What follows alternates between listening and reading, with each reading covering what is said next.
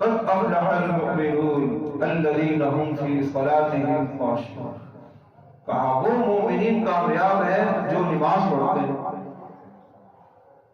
والذین هم عن اللغو معرضون، جو لغویات سے اعراض کرتے ہیں، جو زکوٰۃ دیتے ہیں، جو اپنی شرمگاہوں کی حفاظت کرتے ہیں، یہ کامیاب ہے، اس کو کامیاب ہے۔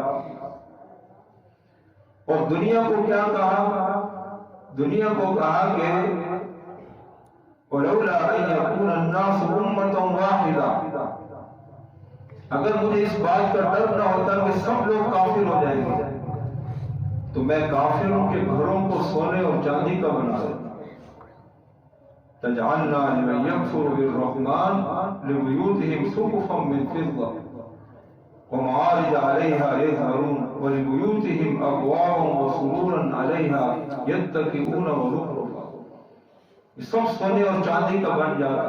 اور مسلمان کہتے دیکھو جی کافروں کی گھر بھی سونے اور چاندی کے، اور ہمارے پاس جو ہے مٹی کے گھر ہیں اور چٹنی سے ہم روٹی کھا رہے ہیں، یہ بھی کافر ہو جاتے۔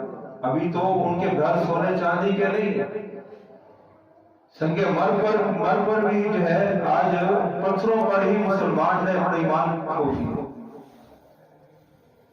ابھی تو سونے چاندی کا مسئلہ ہی نہیں ہوا، لیکن آگے قرآن نے کیا کہا؟